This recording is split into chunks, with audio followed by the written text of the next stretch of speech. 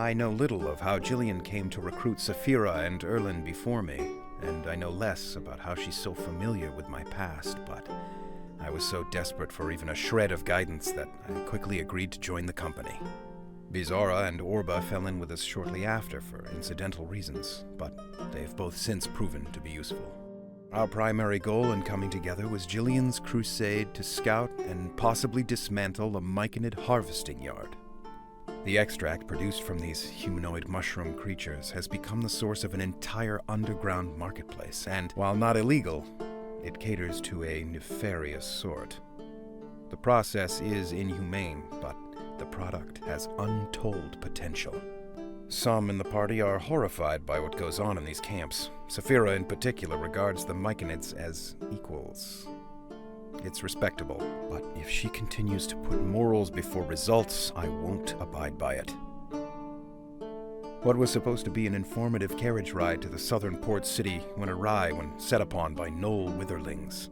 We were separated from Jillian and told to reconvene at the Dancing Clam in Oranchupa. After the fray, we attempted to investigate the source of the undead gnolls, but only met with more trouble. At the nearby festival of Omasu, we met the thorn in my side known as Winston Muldoon, who eventually admitted to being involved in the concealment and possibly opening of an underground chamber from which the gnolls issued forth. Upon entering said chamber, we discovered an unauthorized teleportation circle, a curious piece of machinery, and a cryptic message on the wall. GGG, First ED, P216. Erland recognized this as a reference to a particular page in Grimari's giant grimoire. His connection to the text and its author would prove invaluable. If only he were capable of being that forthcoming on a regular basis, we may actually live to see the end of this. After reaching Oranchupa, we met with Jillian's associate, Robert Bastille, who was just as worried as the five of us to learn that she hadn't arrived yet. Before we could even begin looking for clues, we were wrapped up in an unprecedented attack on the city by Ankegs and undead. Following the beasts underground, we stumbled upon another hidden bunker. It had much the air of the previous chamber, but this time an elaborate series of rooms, including a lecture hall, storerooms, bedchamber, led to yet another teleportation circle and a second mystery machine. It was here that Orba disturbed a glyph of warding, but when the curse was loosed, I put myself between them. As if that wasn't enough, in the final chamber we witnessed an insidious figure standing over a dying Aasimar. All attempts at questioning him failed, and he must have been using a sort of magical illusion as he instantly appeared beside Erland, stabbed him, cast a wall of force, and without a word escaped through the teleportation circle. Not knowing whom to trust, I left a detail or two out of my report of the night's events to the head of the local militia, First Spear Polnick. This was regrettable. The next day yielded barely more answers than the first. Bizarra was clearly off on one of her inane errands. She's willful, that one. I only hope her tongue doesn't get her in deeper trouble than her flail can dig back out. Orba was kind enough to sell some belongings in order to pay for the treatment necessary to remove the curse I took on in her place. It has become commonplace for others in the party to act protective of the young tiefling, keeping her away from danger. But more and more, I fear she carries the true danger with her. Saphira and Erland, meanwhile, made their way to the rare book section of the library to learn what little they could from a first edition copy of Grimari's giant grimoire. Namely, the vague warning, "They are watching," and a trail of crumbs to Mukmu.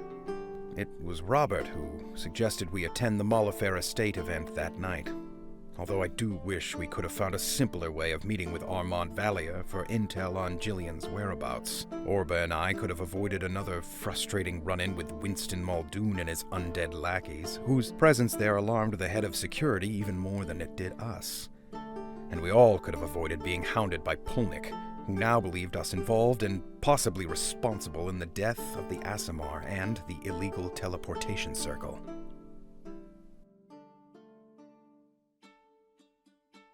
Our extensive conversation with Armand Valier at the Molifair wine tasting proved fruitful. He believed that Jillian had been kidnapped by a tribe of barbarians dabbling in necromancy called the Black Lions, and was being transported north to their settlements of sorts in the Shaki Mountains. Armand reunited Saphira, Bizarra, and I with Orba and Graven, and promised us a safe escape from the local authorities who had interrupted the event.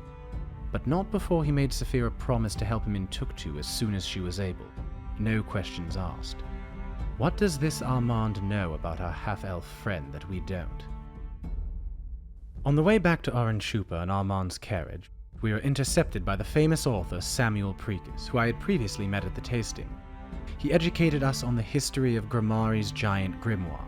GGG, first ED P216, referred to a page that Grimari had enchanted with something called a mirrored inscription spell. Using a separate parchment as the source, Grimari could draw limp phalluses and such, that would then appear on a corresponding page in his book. A lovely prank at the time, but now whoever has that source page is trying to warn us. They are watching.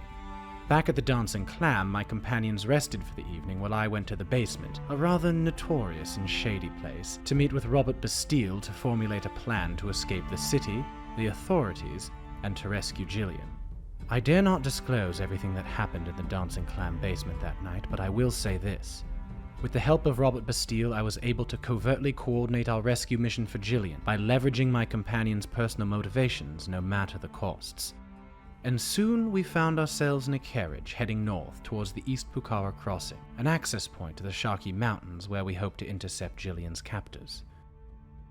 We had barely left the shadow of Oranchupa before we hit a Broken Crown checkpoint closing off passage north because smugglers had escaped into the nearby Creeping Ravine, a dangerous jungle known for its carnivorous plants. In hopes of expediting the wait, we cut a deal with a distraught Broken Crown soldier named Ravi to rescue his brother from the Creeping Ravine in exchange for passage through the checkpoint. And so, after a brief sojourn into the perilous jungle, we were on our way again.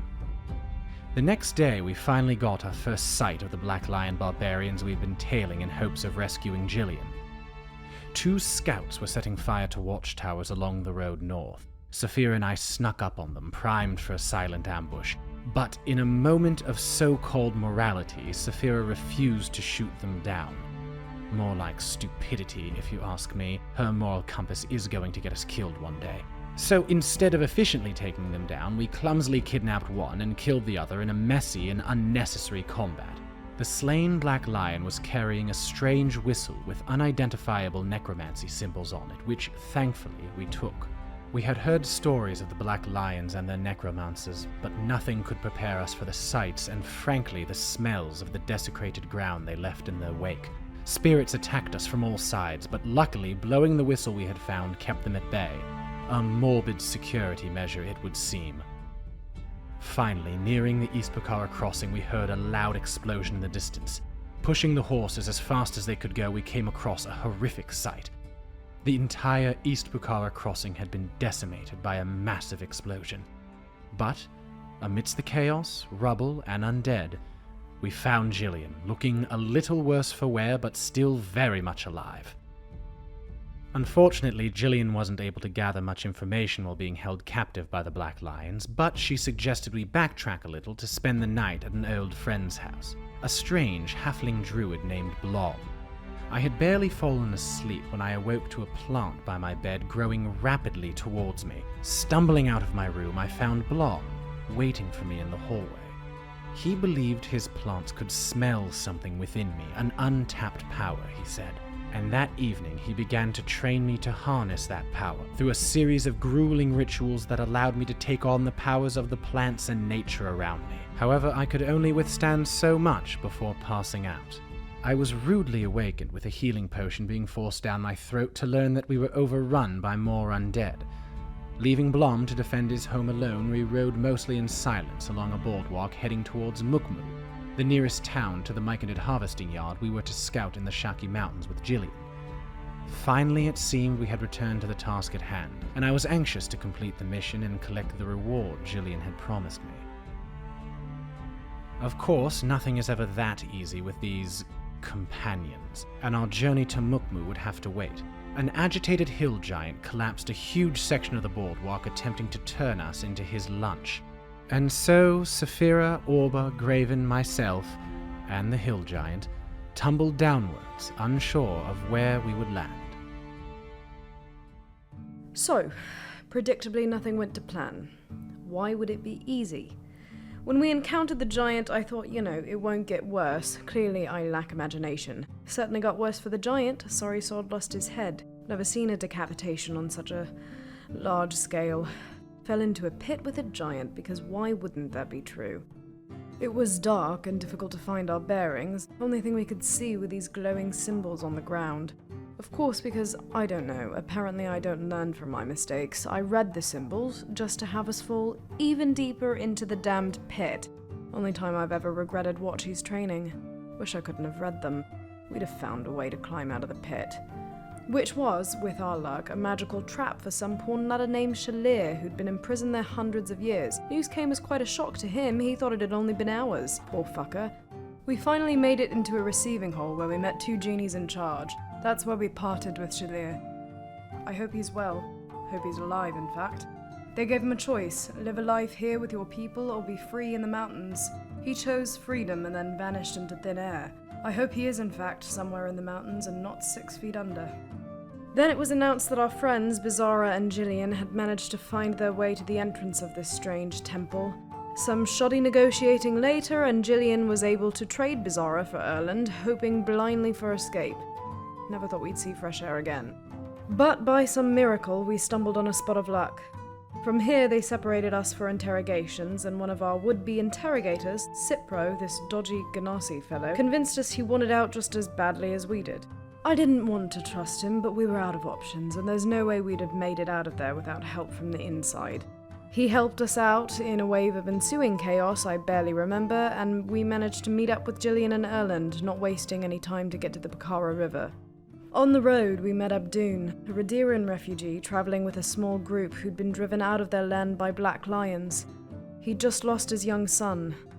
I feel for their people. It's unjust. Lucky we stumbled upon them, really. The leader of this group, tough fellow named Noel Noir, he had a map of the Myconid camp and was willing to part with it should we agree to help him see to some owlbears in the area. I was happy to fight. It seemed like a fair bargain. He had something we needed and could use all the help he could get. But my companions didn't see it that way, choosing to steal the map without my blessing. There are moments I want to walk away. In fact, I would have. But destiny intervened instead. Massif tracked me down for a chat on the way to Mukmu. Wasn't sure what to expect there, but thankfully my head's still firmly on my shoulders. Can't say too much, official business. He dropped me off at the lakeside inn in Mukmu. Ran into an orphan boy named Johnny and made sure he had a meal in him. Lots of orphans in Mukmu. Figured somebody should do something. He's a good kid. Hope he's keeping out of trouble.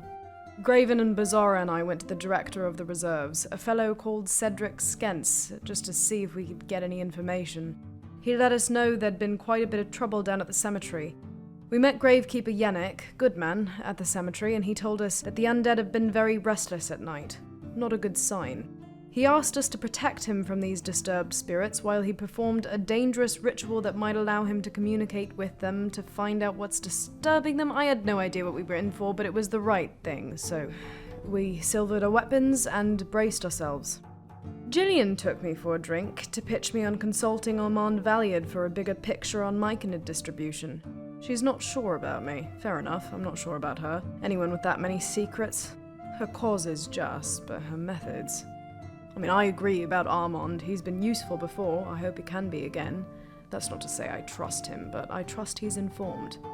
Merry bunch of morons reconvened at Yannick's cemetery, and look, if I'm being honest, it felt like we barely escaped with our lives. If it hadn't been for a very lucky strike on Graven's part, I don't think I'd be telling you this story. By the time we finished staving off the undead, Yannick's keep in the cemetery was wrecked, but we found Yannick himself alive and well. The undead had just given him one word. Miasma. We think it's some byproduct of extract manufacturing, and it's toxic. Yannick warned us the miasma in the ground would only further disturb the undead, and that as it gets deeper and deeper into the soil, it may even disturb creatures of the Underdark. I don't want to find out what a creature that comes from the Underdark looks like. Not on my bucket list, but somehow I think it might get checked off along the way. Back to Cedric Skentz we go. At the reservation center, we tell Director of Reserve Skentz how serious the problems at the graveyard are getting. Skentz agreed to assist Yannick at the graveyard, but only if we helped investigate the murder of Marissa Everett. She was killed at her place of business, the Tackle Shack, which also secretly served as an underground myconid extract storage facility. At the Tackle Shack, it seemed nearly impossible to keep my friends on track, but we were able to focus on the task at hand. Just as we were making progress on the depth of Marissa's involvement in the myconid extract business, we were rudely interrupted. Two threatening creatures attacked us, both with unidentifiable powers over nature. One shot thorns our way and created small but mighty woodling enemies, and another that manipulated water and nearly drowned us. Saphira barely survives the incident, and Erlen expresses that, from his experience, he believes these creatures must be the Lemonade Man's henchmen. Now that we were sure that Mukmu had our every move tracked, we questioned whether spending another night in town was wise. Once we collected ourselves and tried to recover after the tussle at the Tackle Shack, we headed back to Skentz and, leaving out the details about the underground layer and myconid henchmen battle, told him that it is very important he send troops to the shack to investigate and guard the grounds. He believes our story, thankfully. Nervous to head back to the inn, we head over to a barn held up by a man named Teo. Apparently he is Saphira's friend. Who knew she had friends? In the morning, Jillian met up with us at Teo's and explained the next portion of our journey, both the routes we need to take and the big discoveries we need to make once we get to the harvesting yard. Our mission is clear. When we finally reach our destination, we must find exactly where the myconid are being held, who is running the camps, and what those involved plan to do with the extract, as well as anything else they might be hiding. As we all contemplated our plan and packed up our belongings, Erland was left with Jillian alone. It made me a bit wary, for Erland has a way to spoil or reveal things about me without my consent. Jillian informed us we would next need to visit a mage friend of hers, Josko, also known by his moniker, Bombslave. He has the only bridge that will get us towards the harvesting yards. When we arrived at Josko's, he was nowhere to be found, but we did find bloody footprints that led to an empty cabinet and a meticulously carved wooden castle. Discovering a secret passage to the back of the cabinet, all of us, except for Jillian, who stood guard, jumped through and ended up in the miniature castle. We devised a plan to effectively search the castle and trace our steps with chalk in case we need to quickly escape. Our plans always work out seamlessly, so why shouldn't this one as well? Surprise, surprise, finding Josko turned out harder than anticipated. As we got deeper into the castle, there were a series of challenges to complete. Not to sharpen my own flail, but I was the winner of a joust and was designated champion. I obtained a secret password that would get us in the front door. Erland, of course, believed we must go his way, so we did. We got into a chamber with 4 brightly colored pillars and a clear glass orb in the center. We got extremely close to completing the room's mission when Mr. Fix-It himself, Erland, gets a case of the Butterfingers and drops the orb. This was one task we could not complete. We were surely at a loss, but hopefully I could convince the party to use the handy passcode I had obtained as the jousting champion. Either that, or we could be stuck in this damn chamber all day. My friends and I found ourselves in one of the most magnificent, magical wonders I have ever laid eyes on. An alternate plane of existence, created from a miniature model of a castle. But the hostile plant man creature that followed Josko into the miniature became aware of our presence when he grabbed Bizarra by the collar and threw her down a flight of stairs. I know she's tough, but oh my goodness.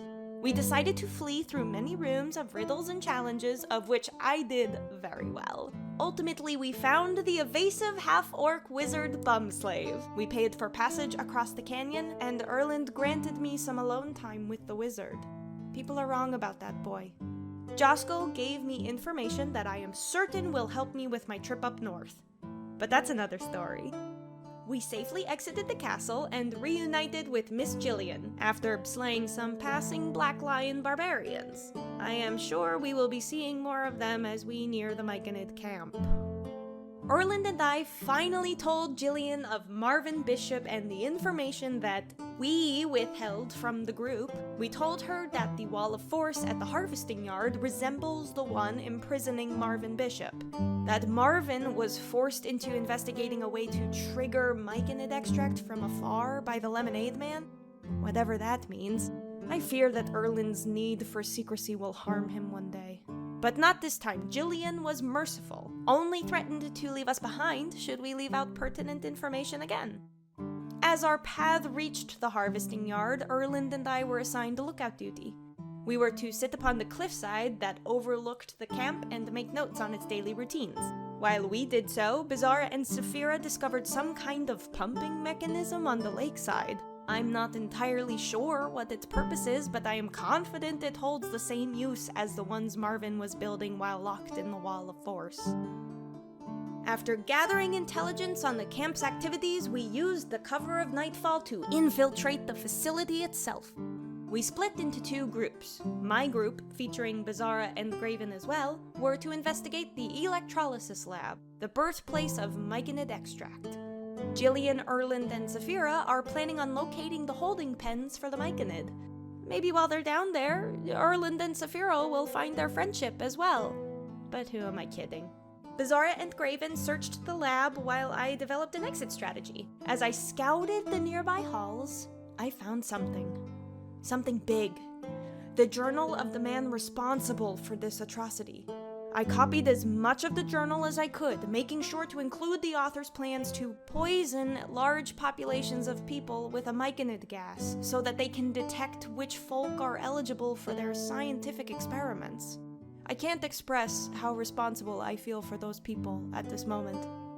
We three concluded our search of the lab and made haste to exit the building via a large sewage pipe. However, we foolishly thought the sewage pipe would lead out into the river that passes through and out of the camp. But instead, it deposited us in some dark wasteland of magical byproduct. We barely escaped with our lives, slamming the door behind us and barricading the amorphous blob of junk on the other side. But now what?